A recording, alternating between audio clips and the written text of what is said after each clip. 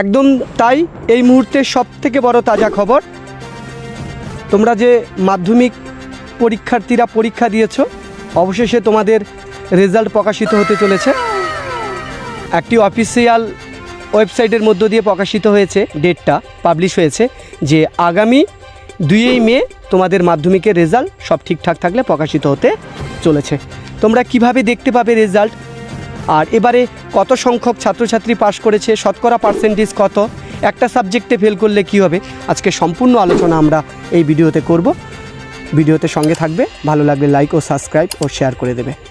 তবে শোনো, আগামী 2 তারিখে তোমাদের রেজাল্ট দিবে। তোমরা রেজাল্ট দেখতে পারবে বোর্ডের অফিসিয়াল ওয়েবসাইটে। ওয়েবসাইটগুলো বলে দিচ্ছি, তোমরা লিখে রাখতে পারো www.wbbc.org.in, এছাড়াও www.madhyamikprokashitoresult.com সার্চ করে দেখতে পারবে। এছাড়াও তোমরা কিভাবে রেজাল্ট, তারপরে পেজটা যে আসবে কি করে দেখবে, সেখানে নাম, এখানে লিখবে নাম, roll, registration number, date of birth দিয়ে সার্চ করবে, তোমাদের সামনে রেজাল্ট প্রকাশিত হয়ে যাবে।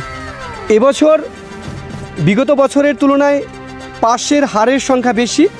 সেক্ষেত্রে বলাই যায়, যারা 2-4 নাম্বার কম পেয়েছো বা গুনতিতে কম হচ্ছে কোনো সাবজেক্টে, সেই হিসাবে তোমাদের 2-1 নাম্বার দিয়ে দেওয়া হবে। অতএব এবছর ধরা যায় মোটামুটি সবাই পাস।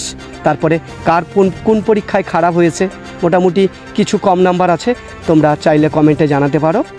আমরা সেমন কোনো নোটিশ থাকলে বা তথ্য থাকলে তোমাদেরকে প্রেরণ করব।